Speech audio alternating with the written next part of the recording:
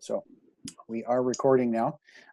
So today I wanted to do, 20, 30 minutes on constructing conditions, just on like how to build a condition, the different kinds of conditions that are out there, what's a bad condition, that kind of stuff. So I'm going to go ahead and share my screen so you guys can see my presentation here. Let's see.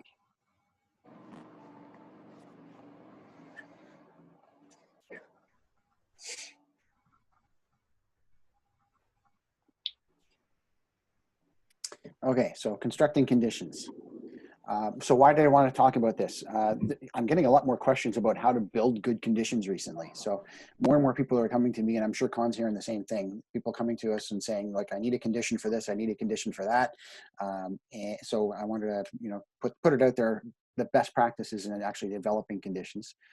Better constructed clauses are more easily accepted. If you're presenting an offer, especially in competition, and it is still happening right now, but if you're in competition and your clause actually makes sense versus the competitor, then the seller is going to look at yours, and the seller's agent is going to look at yours and go, well, this really does make more sense, so let's go with this guy. And we need to protect our clients and reduce our liability, right? So first and foremost, it's what's best for the client, always. And you guys have heard me say that before. Who do I work for? It's the first question you ask. Who do I work for? When there's any kind of a question that comes up, who do I work for? And it's always the client. So protect their interests and reduce our own liability at the same time by constructing great conditions. So two kinds of conditions. There's a condition precedent, where something that has to happen in the future, like the performance of something. Like most of the conditions that we typically use are conditions precedent. This offer is conditional upon the buyer obtaining financing, which this offer becomes null and void. And guys, I'm just going to go in here and mute everybody. Hang on one second.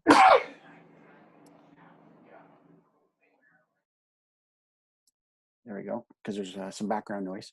Okay, so something's going to happen in the future. So the financing condition, so they have to waive the condition in order to proceed, right? There's something has to happen in the future for the condition to be lifted so that the deal can go forward. A condition subsequent, we sometimes hear this, that some future action must happen to force the agreement to stop. So if it was a financing condition, it would be this offer is conditional upon the buyer obtaining financing, and unless they provide evidence to the contrary, this condition will be deemed to have been waived. So you don't actually have to do anything. That's dangerous in my mind. If you've got a condition that says after this date, if we don't hear from anybody, you're now bound to it. What if you forgot? What if you got busy and it just slipped your mind, right? So I don't really like that kind of condition personally. It's kind of laissez-faire, and it can cause you problems. So I like a condition precedent where something has to happen. It forces some action to take place, meaning that everyone's more thoughtful and engaged in the process. So that you've got to do another action. So that's my preference.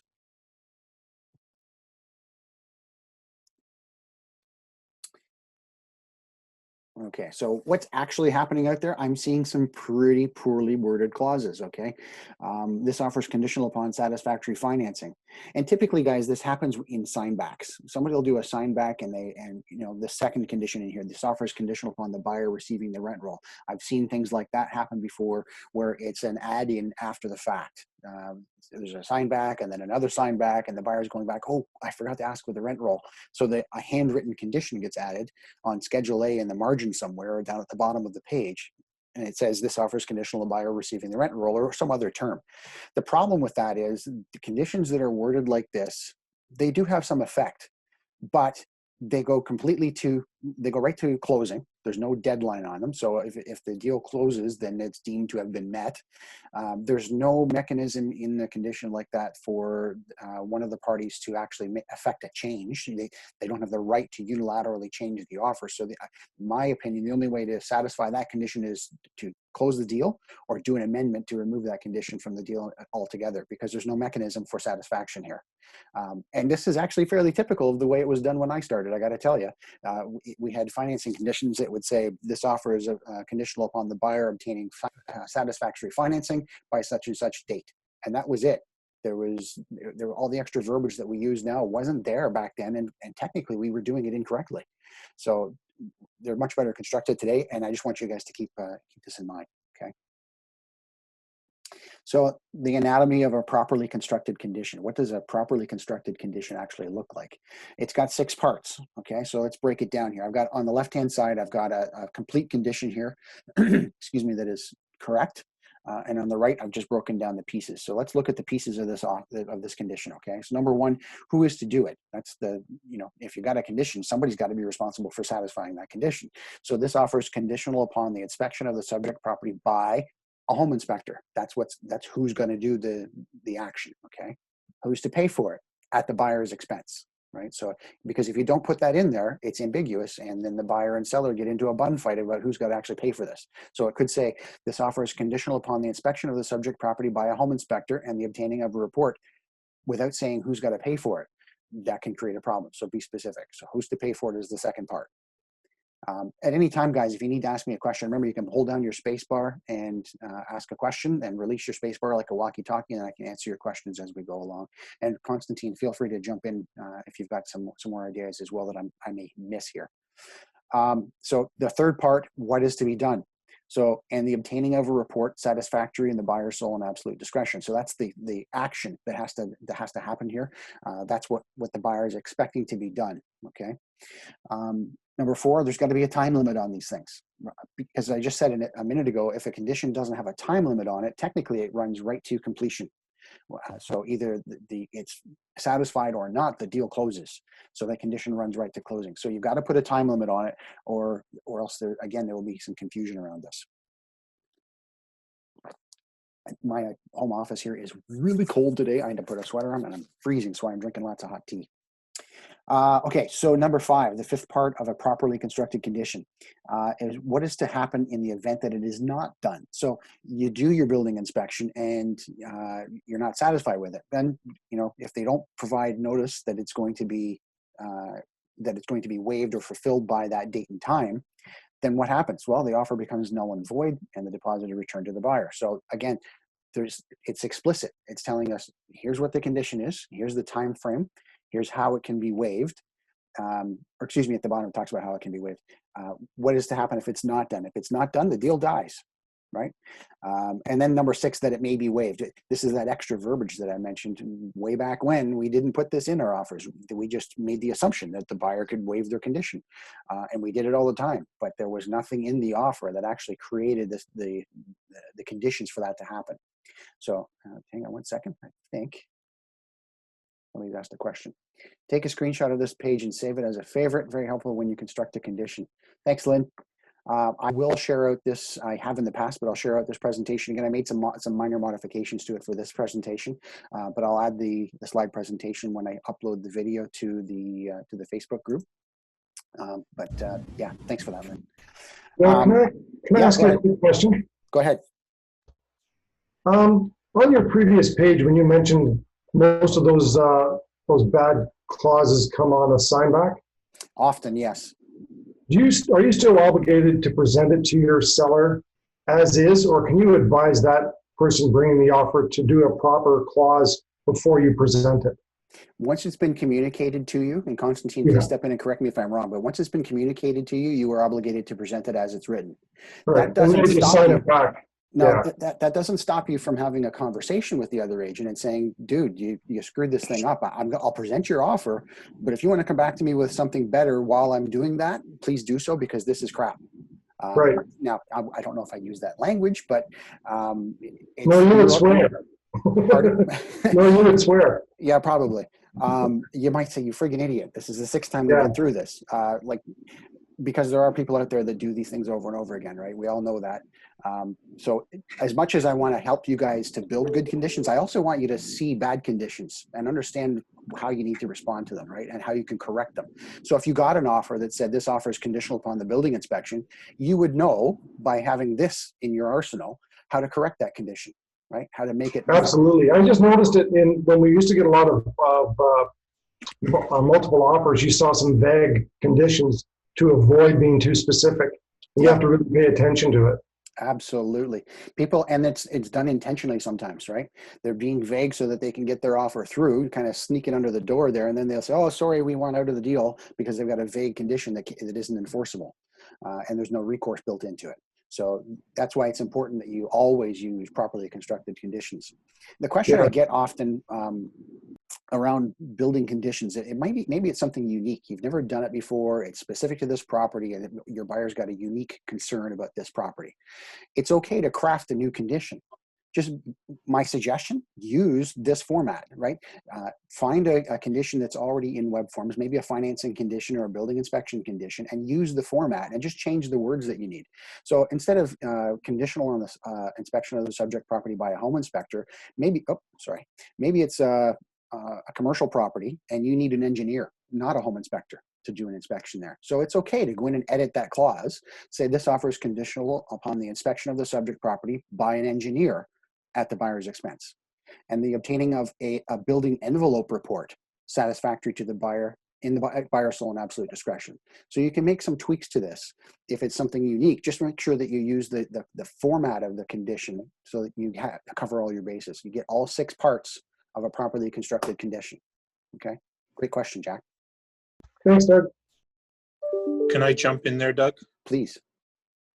Number 6. Mhm. Nowhere does it say that it may be deleted. Right. So here's the problem I have with most deals that cross my desk, and I pretty well keep my mouth shut because I know things are going to go well, but sometimes they go south. And when I have to start dealing with the E&O insurance and the lawyers, they're the outsider looking in.